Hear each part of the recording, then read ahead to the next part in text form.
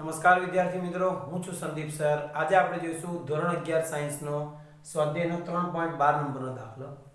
એ દાખલામાં જોવા જાય તો આપણને એક બોલ આપેલો છે, તેને 40 મીટર પર સેકન્ડના પ્રારંભિક વેગથી ફેંકવાનો છે, એટલે આ દિશામાં.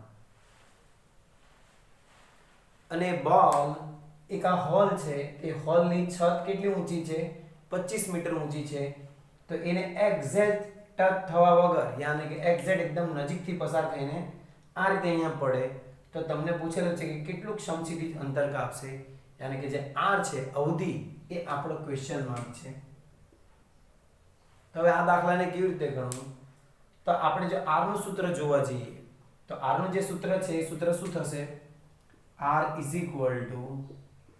v0 સ્ક્વેર sin 2θ ના છેદમાં g.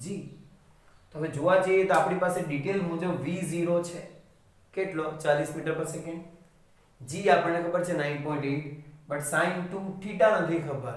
તો એ sin 2θ હવે આપણી પાસે એક જ ડિટેલ છે h, મહત્તમ ઊંચાઈ, તો ત્યાંથી મળી શકે છે. તો h નું સૂત્ર શું છે?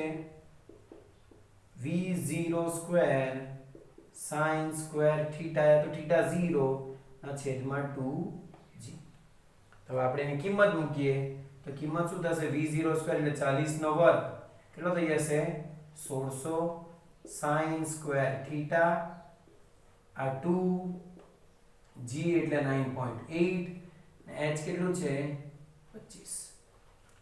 તો હવે આ આપણે 2 અહીંયા ગુણ્યા છે એટલે 25 ગુણ્યા 2 ગુણ્યા 9.8 ના છેદમાં મૂકશું 1600 ને. તે ગણતરી જો તમે કેલ્ક્યુલેટરમાં ગણશો તો એ ગણતરી કેટલી થઈ જશે? sin સ્ક્વેર θ બરાબર એ સમથિંગ તમારો આન્સર આવશે 0.30 જેટલો,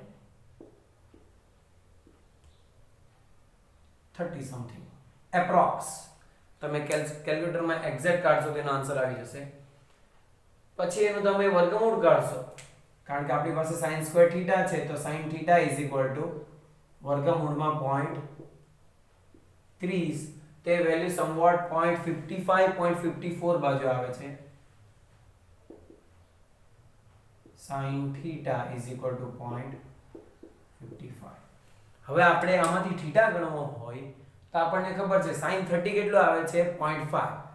તો આ 0.55 એટલે થોડુંક વધારે હશે. હું અહીંયા એપ્રોક્સ લઈ લઈશ. એ એક્ઝેક્ટ 33 34 બાજુ આવે છે, પણ આપણે 33 લઈ લઈશું. તો θ બરાબર કેટલું થશે? 33 ડિગ્રી. તો આપણને એમ જોવા જાય તો h માંથી કોણ મળી ગયો? θ. હવે એ θ ની કિંમત આપણે ક્યાં મૂકીશું? અહીંયા. તો આપણને કોણ મળી જશે? r. r બરાબર v0 સ્ક્વેર 40 નો વર્ગ 1600 sin 2 into θ 2 ગુણ્યા 33 એટલે કેટલું થઈ જશે? 66 ડિગ્રી. g 9.8 ને આ તમે 66 ડિગ્રી એ ગણવા જશો તો 60 કરતા થોડું વધારે છે. 60 થશે તમારો √3/2 એ 0.85 બાજુ આવશે. ને સમથિંગ એના કરતા પણ થોડુંક વધારે 0.90 કરતા થોડુંક વધારે આવે છે. એ વેલ્યુ એપ્રોક્સ લઈશું આપણે 0.91 બાજુ.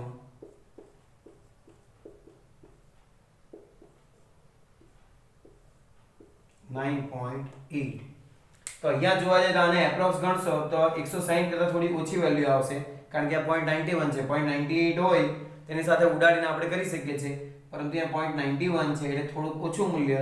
તો 160 કરતા ઓછું મૂલ્ય, તો એ અંદાજિત 150 ની નજીક આવે છે. તો આપણે એક ફેર આંકડો 150 મૂકી દઈએ. તમે એક્ઝામમાં લોગ ટેબલ યુઝ કરીને એકદમ પરફેક્ટ આંકડો લાવી જ શકો છો, પરંતુ અહીં મેં એપ્રોક્સ આંકડા લીધેલા છે એટલે આ જવાબમાં થોડો ઘણો આગળ પાછળ હોઈ શકે છે, પરંતુ બહુ દૂર નહીં હોય. એવું નહીં થાય કે જવાબ 130 આવે છે ને એપ્રોક્સ 150 આવે છે. 150 147 148 152 એ પ્રકારનો આન્સર આવશે તો ચાલશે. r અહીં અવધિ છે એટલે એકમ શું આવશે? મીટર. હંમેશા એકમ લખવા, કારણ કે દરેક એકમનો અડધો માર્ક બોર્ડ કાપી જ લે છે. તો આપણે બોર્ડની તૈયારી મુજબ જ ગણવાનું. તો આ રીતે તમે 3.12 નંબરનો દાખલો ગણી શકો છો. પહેલા h માંથી θ મળશે અને θ ની કિંમત r માં મૂકી દો તો તમારો જવાબ આવી જશે.